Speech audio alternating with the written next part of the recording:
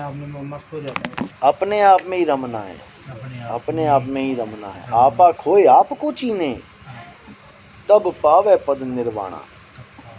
साहिब एक वाणी वो भी तो है ना, काल जो पीसे पीसना, हाँ, और जोरा है पनिहार। और ये दो असल मजदूर है मेरे सतगुरु के दरबार। हाँ, ये वही बताया गया ना। देखो उनको कैटेगरी बता दी उनकी कि जिसको दुनिया भगवान मान के पूज रही है, मैं हमारे मालिक के तो मजदूर हैं ये, हम इनको क्या पूजें, क्योंकि हमारे परमात्मा का तो ज्ञान ही बिल्कुल नहीं आ रहा है इनसे। हमारे यहाँ ना तो कोई काल की पूजा है ना माया की पूजा है, हमारे तो अपने सत्य स्वरूप की पूजा है। और साहिब का वास तुम्हारे स्वरूप में है, सत्य स्वरूपी नाम साहिब का, सो निज नाम हमारा। परमात्मा का जो असली नाम है वही मेरा नाम है, दोनों में कोई भेद नहीं है। और जो इसको भेद समझता है, इसका मतलब वो उसकी अंतर की दुविधा खत्म नहीं हुई। बस इतनी सी बात है। आत्म में राम, राम में आत्म, तुम में ही वो है जिसको तुम ढूंढ रहे हो, खुद में ही खुदा है। बस तुम खुद को नहीं जान पाने के कारण तुम दुनिया में भटक रहे हो। अपने को जानना है पहले कि मैं क्या हूँ, मैं कहाँ हूँ, मैं स्थित कहाँ हूँ इस बॉडी में। सारे अंग पता है मुझे मेरी बॉडी के कहाँ कहाँ पे हैं, लेकिन क्या मुझे अपना आत्मा का पता है कि मेरी आत्मा कहाँ है। हम टीचर से पूछते हैं, टीचर हमें बचपन में पढ़ाता है, बेटा this is nose, cheeks, eyes, hair, ये सब पढ़ाता है। लेकिन कभी टीचर ने बताया कि बेटा ये तुम्हारी यहाँ पे आत्मा होती है, देयर इज़ योर सोल। बस यही तो चाहिए, जो चाहिए था वो बताया नहीं, और जो नहीं चाहिए था वो पकड़ा दिया। अब गुरु क्या करता है, आत्म ज्ञान देता है आपको कि आपकी सोल कहाँ पे है, आपका स्वरूप कहाँ पे है और आपका ध्यान कहाँ पे है। क्योंकि स्वरूप से ही ध्यान बिछड़ा है, स्वरूप से ही ध्यान बिछड़ा है। अब ध्यान को स्वरूप में ही लेके आना है। बस दो काम करने हैं आपने, जो चीज़ बिछड़ी हुई है उसको वापस मेल लेना है और आपकी मुक्ति हो जाएगी, और किसी चीज़ की ज़रूरत नहीं पड़ेगी आपको। साहब जैसे आप बता रहे थे कि जैसे प्रकाश नज़र आता है या आवाज़ सुनाई देती है, उसको ध्यान नहीं देना है। अगर उसकी तरफ ध्यान देने लग जाएंगे तो सिद्धियाँ आ जाएगी। 100% आ जाएंगी, 100% आ जाएंगी। क्यों? बिल्कुल आएंगी, क्योंकि यही तो काल का जाल है। यही काल, सबसे पहले तो वाक सिद्धि आएगी। जो आप बोल दोगे ना वो सही होने लग जाएगा। याद रखना, सबसे पहले वाक सिद्धि का वार करता ही है। जो बोल देंगे सही हाँ, जैसे कोई आ गई, बाबा जी ठीक कर दो, बड़ा बीमार हो, जा बच्चा हो जाएगा। अब जो बच्चा हो जाएगा ना, ये हो गया, फिर वहाँ से फिर तुम्हें प्रसिद्धि मिलनी शुरू हो जाएगी। वो 1-10 को लेके आएगी, अरे बाबा जी के मुंह से एक बार हो गया, निकल गया, हो गया, वाक सिद्धि में उलझ जाओगे। उसके बाद और भी सिद्धियाँ हैं, उसके लिए थोड़ा और करना पड़ता है, लेकिन शुरुआत में वाक सिद्धि मिलती है और दूरदर्शिता मिल जाती है। यानी कि तुम्हें 2 दिन बाद का, 3 दिन बाद का जो होने वाला है वो आभास होने लग जाएगा। तुम्हें पता लगने लग जाएगा कि इसके साथ क्या होने वाला है। तुम्हारे मन में अपने आप ख्याल आने लग जाएंगे, कनेक्शन जुड़ जाते हैं। जैसे रेडियो है तुम्हारे पास, अगर तुमने सही सिग्नल लगा दिया तो वहाँ की न्यूज़ यहाँ आने लग जाएगी। बस ऐसी सिद्धियाँ होती हैं, समझ रहे हो। वो खबर तुम्हें आगे की यहाँ पता लगने लग जाएगी। सार शब्द प्रकट होगा तो फिर ये सब खत्म। सार शब्द का मतलब है कि तुम्हें अपने अलावा किसी और चीज़ का ज्ञान ना रहे, बोध ना रहे। और जैसे साहब जैसे मान लो कि ज्ञान करना चाहें कि जैसे अमेरिका में क्या हो रहा है बैठे बैठे, नहीं, फिर वो ब्रह्म ज्ञान में आ जाता है। उसकी क्लासेस अलग हैं। वो है विवेकानंद के गुरु वाली। वो बैठा बैठा बता देता था विवेकानंद को, तू आज यहाँ लेक्चर दे रहा है, तू आज ये कर रहा है, तू वो कर रहा है। वो उसी को सतगुरु मान के भाग के वहाँ पे चले गए। वो यही करते थे। वो एक तरह से क्या बोलते हैं उसको, टेली बोलते थे। हाँ, वो उसके ध्यान के द्वारा वो सब देख लेते थे। सूक्ष्म शरीरों में ट्रैवलिंग करते हैं ना ये लोग, तो वो दिव्य दृष्टि। हाँ, ये अमेरिका तक ट्रैवल करके चले जाते थे बिना जहाज के।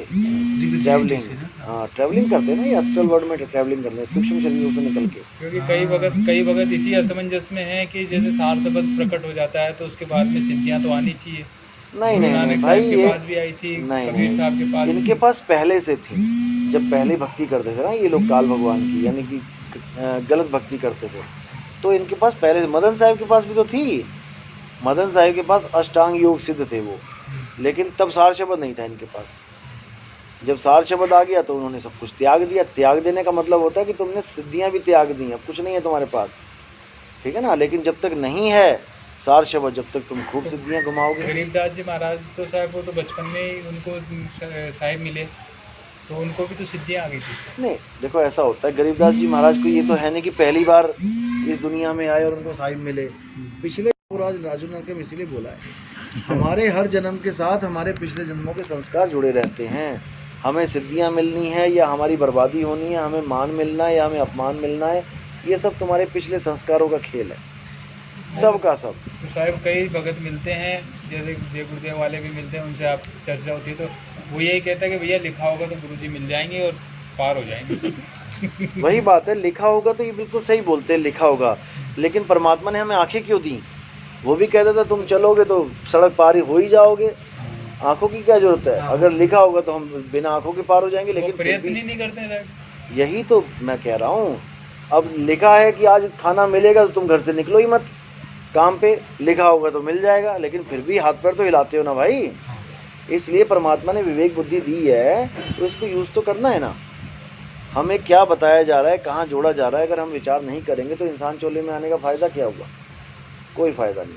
अच्छा, ये संसार की जो फिल्म बनी हुई है ये पहले से सेट है? ये सब पहले की सेट है। ये एक ही फिल्म बार बार चला दी जाती है, एक ही फिल्म बार बार चलती है। पता नहीं कितनी बार राम जी होली है, कितनी बार कृष्ण जी होली है, ये सब चलती रहती है। ये फिल्म, तो जो ये फिल्म है पहले से फिक्स थी? ये सब चारों युग पहले से फिक्स हैं, ये चलते रहेंगे। मिलना करना ये सब फिक्स था। इसमें जो जो निकलता रहेगा आप निकल जाओगे।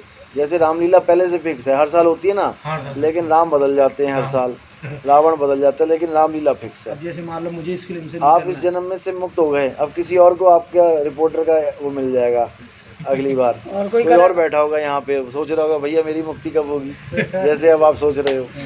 ये प्री प्लान है ये सारे, ये सब, ये एक सीडी है, उसको चला रखा है। बस 100 बार देख लोगे ना तो 100 बार वही कहानी मिलेगी आपको। एक स्क्रिप्ट राइट हो चुकी है और यही चलेगा बार बार। कितने युग पलट गए, कहते हैं अनंतों युग पलट गए, और अनंतों युग में यही कुछ होता जा रहा है, यही हो रहा है, और जीवों की गिनती इतनी है आप सोच भी नहीं सकते। और अगर मुझे इस फिल्म से निकलना है तो निकालने के लिए तो आए हैं इस बार। बस गुरु के बताए हुए हाँ, सुरती को उधर ध्यान करना है, पूरी पिक्चर से आउट। देखो सपने से जागना है तो अलार्म को सुनना पड़ेगा। अलार्म तुम्हें बता दिए कहाँ बज रहा है, बस तुम जैसे अलार्म के पास पहुँचोगे और तुम एकदम जाग जाओगे, तुम्हें समझ में आ जाएगा अरे भाई असल में वो है, ये तो सपना चल रहा है, और बहुत ज़बरदस्त सपना भी ऐसा चल रहा है कि आप सोच भी नहीं सकती कि सपना चल रहा है। जैसे सपने में कोई आदमी अगर आपको वहाँ मिले और आपको कहे कि भाई ये सपना है, असल में तेरा शरीर कहीं और पड़ा है, तुम कहोगे क्या बात कर रहा है। जैसे मैं अभी कहूँ अरे भाई ये सपना है, ये तुम्हारा सूक्ष्म शरीर है,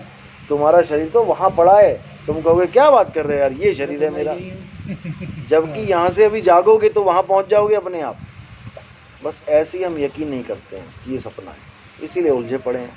सपने में ही गुरु मिल रहा है, और जो सपने में जो चीज़ मिल रही है वो तुम्हें जगा नहीं सकती। तुम सपना देखो वर्ल्ड वार का, 50,000 बम फेंक दे वहाँ पे सपने में, तुम जगोगे नहीं, क्योंकि सपने की आवाज़ तुम्हें जगा नहीं सकती।